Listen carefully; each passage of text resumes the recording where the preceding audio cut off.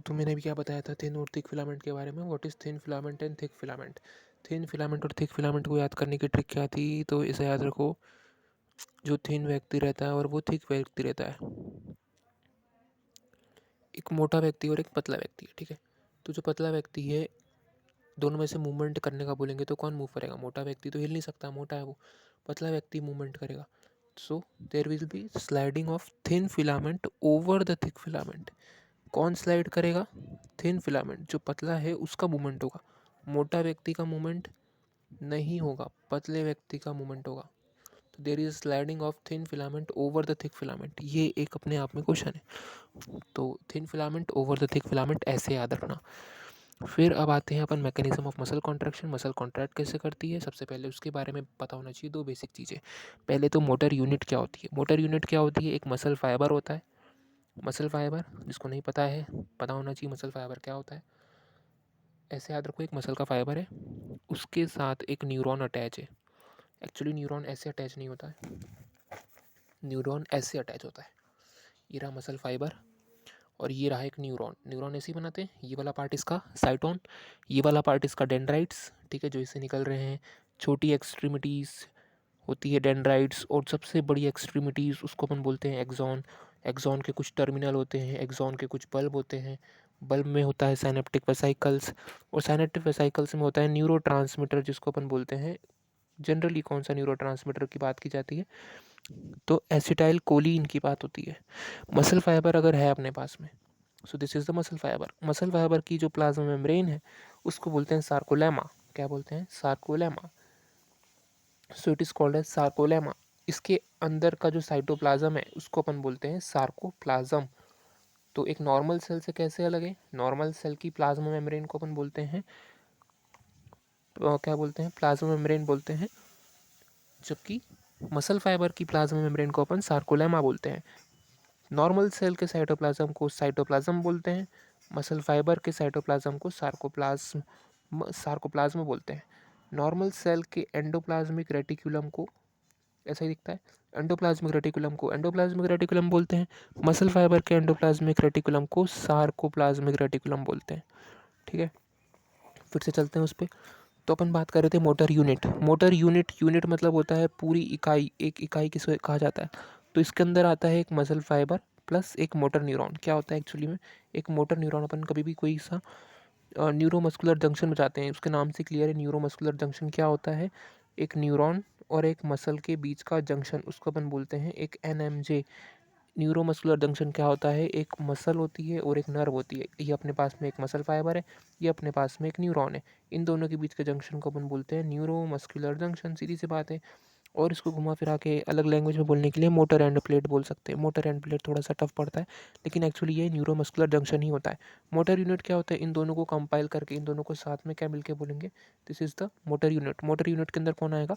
Muscle fibre आएगा, muscle fibre plus the plasma membrane plus the muscle fibre की plasma membrane यानी sarcolemma, और motor neuron, इसको दोनों को मिला के अपन बोलते हैं मोटर यूनिट। तो जैसे ही सिग्नल आता है, अब सिग्नल कहाँ से कहाँ, उस डायग्राम को ज़्यादा सीरियसली मत लेना, लेकिन ये वाला डायग्राम इंपॉर्टेंट है। आपने को बताया नर्व में जो सिग्नल है वो ट्रांसमिट कैसे होता है? डेंड्राइट्स से साइटोन और साइटोन से एक्सॉन की तरफ। तो यहाँ से नर्व सिग्नल आता है। नर्व सिग्नल जैसे ही यहाँ पहुँचेगा एक्सॉन टर्मिनल तक, ये जो अपने पास बल्ब है यहाँ पे साइनेप्टिक वेसाइकल प्रेजेंट होते हैं। साइनेप्टिक वेसाइकल के अंदर होता है न्यूरोट्रांसमीटर। वो न्यूरोट्रांसमीटर एसिटाइल कोलिन रिलीज़ करता है। एसिटाइल कोलिन कहाँ जाएगा? सार्कोलेमा में रिसेप्टर प्रेजेंट है, वहाँ पर अटैच हो जाएगा एसिटाइल कोलिन, ठीक है। एसिटाइल कोलिन रिलीज़ हुआ, फिर क्या होगा? एसिटाइल कोलिन जैसे ही रिलीज़ होता है तो इसके रिस्पॉन्स में ये सार्कोलेमा पूरी तरह से चार्ज हो जाती है। उसी को बोलते हैं, इसके अंदर एक्शन पोटेंशियल जनरेट हो जाता है। एक्शन पोटेंशियल जनरेट होने के बाद इसका अगला रिस्पॉन्ड क्या होता है? There is release of calcium ion. There is a release of calcium ion and that calcium will bind to the troponin. So troponin क्या होता है? इसी सार्कोप्लाज्म के अंदर अपने पास में पैरेलली अरेंज मायोफिब्रिल्स होते हैं। एक लाइट होता है तो एक डार्क होता है, फिर एक लाइट होता है तो फिर एक डार्क होता है। ऐसे पैरेलली अरेंज मायोफिब्रिल होते हैं। जो लाइट कलर का है उसको अपन बोलते हैं आई बैंड है वो। जो डार्क कलर का है उसको अपन बोलते हैं कि ये ए बैंड है। तो आई बैंड, आइसोट्रोपिक बैंड, या इसी को अपन बोलते हैं actin. A band, anisotropic band. इसके अंदर वैसे तो ए बैंड क्या है, तो ए बैंड जो रहता है, जिसको नहीं पता है ए बैंड क्या होता है, एक एच जोन होता है जिसके अंदर केवल क्या दिखेगा अपने को, मीरोमायोसिन। केवल जो अपने को दिखता है मायोसिन दिखता है। लेकिन अगर अपन बात करें ए बैंड की, तो ए बैंड के अंदर क्या आता है, मायोसिन भी आता है और एक्टिन भी आता है। ठीक है, it consisting of myosin also and actin also. फिर क्या होता है, सबसे पहले अपन इसकी बात कर रहे थे, तो कैल्शियम रिलीज हुआ जैसे ही अपने पास में मोटर न्यूरॉन मतलब सिग्नल लेके आएगा, अपने को इस मसल का कॉन्ट्रैक्शन कराना है। वो कैसे होगा, वो ऐसे होगा कि जैसे ही अपने पास में सिग्नल आएगा, सिग्नल मतलब चार्ज या इम्पल्स आएगा, तो ये कॉन्ट्रैक्शन करवाएगा। तो क्या हुआ, सिग्नल आया या एक्शन पोटेंशियल आया, एक्शन पोटेंशियल ने क्या करवाया, यहाँ से किसका मूवमेंट कराया।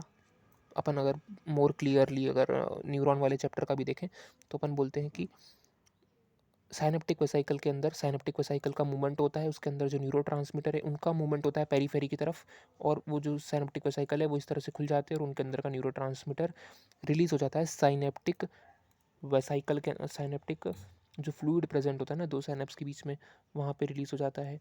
वहाँ पे जैसे ही रिलीज होता है, तो फिर वो जो सार्कोलेमा है उसमें रिसेप्टर प्रेजेंट है, वहाँ पे एसिटाइल कोलिन जाके बाइंड हो जाएगा, तो इससे पूरा सिग्नल सार्कोलेमा इससे पूरी चार्ज हो जाएगी।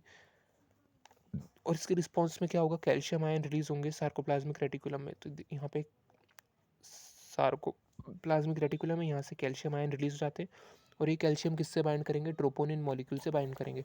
सो they will bind to troponin. Troponin से बाइंड करने से क्या होगा, इससे क्या होता है, ट्रोपोनिन से बाइंड करने से ये होता है कि अपन ने देखा था एक्टिन का ये डायग्राम, ये क्या क्या होता है एक्टिन के अंदर, दिस इज द एक लॉन्ग चेन होती है जिसको अपन बोलते हैं ट्रोपोमायोसिन। फिर यहाँ पर अपन ने बोला था एफ एक्टिन। ठीक है, ये ट्रोपोनिन होता है, रेगुलर इंटरवल पे गिरते रहते हैं ट्रोपोनिन। तो रेगुलर इंटरवल पर अगर ट्रोपोनिन गिर रहे हैं, तो ये कैल्शियम जाके उनसे बाइंड करेगा ट्रोपोनिन से, और एक कॉम्प्लेक्स बना लेता है। इससे क्या हुआ, यहाँ पर जो एक्टिव साइड थी वो फ्री हो गई। ये वाली साइड पे ट्रोपोनिन जुड़ रहा था, ये इस साइड पे कौन जुड़ना चाहिए था, मायोसिन जुड़ना चाहिए था, मायोसिन अटैच होना चाहिए था। तो ट्रोपोनिन के जैसे ही ट्रोपोनिन कैल्शियम से बाइंड करेगा, तो ये जगह खाली हो जाएगी, क्योंकि अब यहाँ ट्रोपोनिन नहीं है, ट्रोपोनिन कैल्शियम के साथ चले गया, ये जगह हो गई खाली। इस जगह पर आ जाएगा मायोसिन का हेड, मायोसिन जुड़ जाएगा यहाँ पे। So there will what will happen here, अपन देख सकते हैं एक्टिन बाइंड, यहाँ पर अपना मीरोमायोसिन है, यहाँ पे दो साइड प्रेजेंट होती है, एक्टिन बाइंडिंग साइट और एटीपी बाइंडिंग साइट। तो एक्चुअली हुआ क्या, कैल्शियम जैसे ही आया वैसे ही ट्रोपोनिन कैल्शियम से बाइंड कर दिया, और एक्टिन पे मायोसिन बाइंडिंग साइट फ्री हो गई। और अपन देखते हैं मायोसिन पे भी एक्टिन बाइंडिंग साइट प्रेजेंट है, तो ये दोनों आपस में जुड़ जाएंगे इस तरह से, और क्रॉस ब्रिज का फॉर्मेशन हो जाएगा। So there is formation of cross bridge, यूँ नहीं लिखा है यहाँ पे, ट्रोपोनिन और कैल्शियम मिलके कॉम्प्लेक्स फॉर्म करते हैं। इस वजह से मायोसिन बाइंडिंग साइट फ्री हो जाती है ऑन द एक्टिन। उसके बाद किस तरह से इनिशिएशन होता है, यहाँ पर होता है एक्टिन,